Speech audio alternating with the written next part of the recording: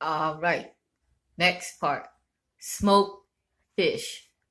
Smoked fish provides ideal conditions for the growth of Clostridium botulinum spores if left at room temperature.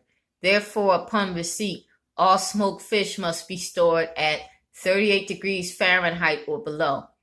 It is important to adhere to the temperature requirements stated on the label. Shellfish. Shellfish is the term used to describe clams, mussels, and oysters, which belong to the family of mollusks. They are filter feeders, meaning they absorb water from their environment, filter out whatever nutrients there are, and expel the water. Feeding in this manner causes them to absorb and accumulate harmful microorganisms from polluted waters.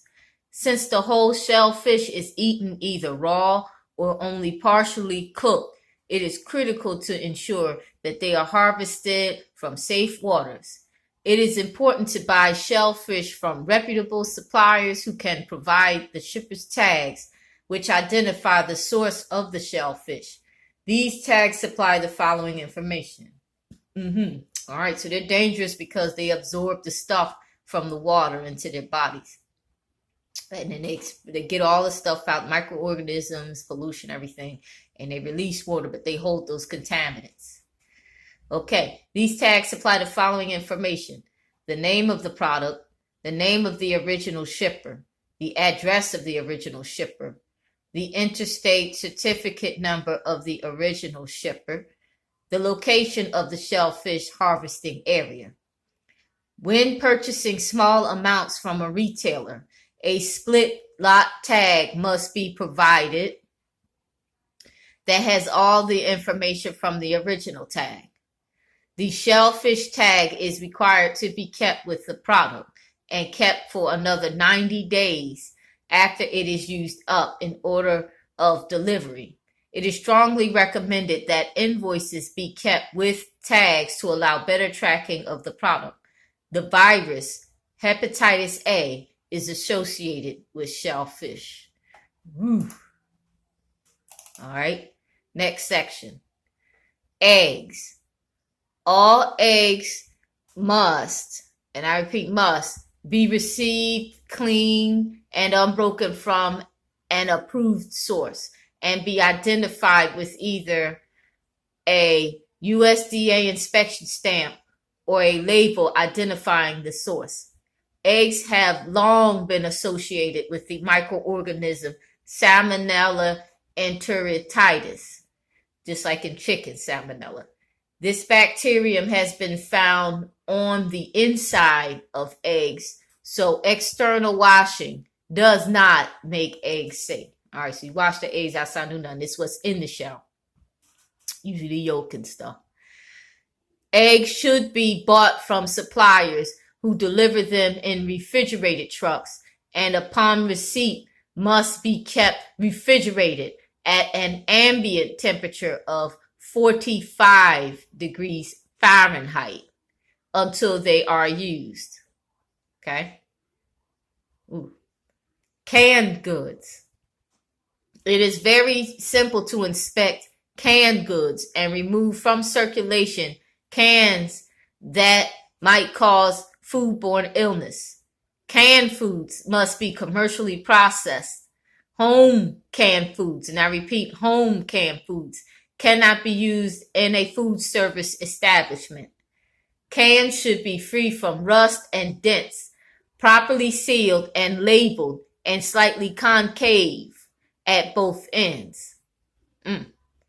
A can that is dented in any of its three seams, top, bottom, or side, or is severely rusted, severely dented, leaking, or has swollen ends, must be removed from circulation. That means it looks like it's about to bust or dented bad. Damaged cans can be rejected upon delivery or must be separated and clearly labeled for return to the supplier. Okay. Next page. Milk and dairy products.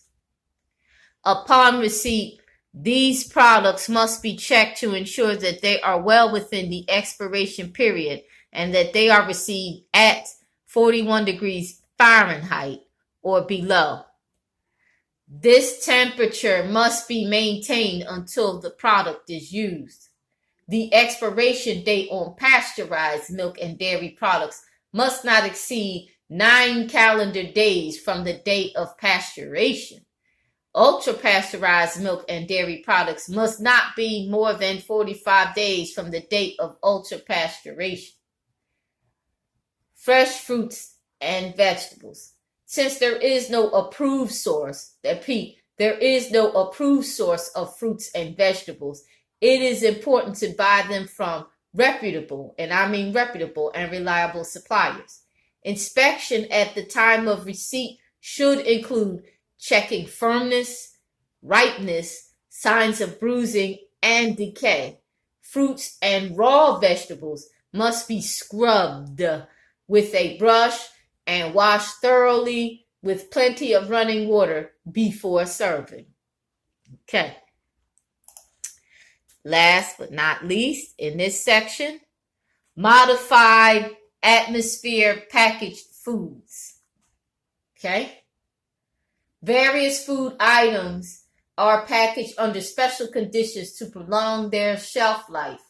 Food packing includes vacuum packaging, in which food is placed in a package and all the air is withdrawn.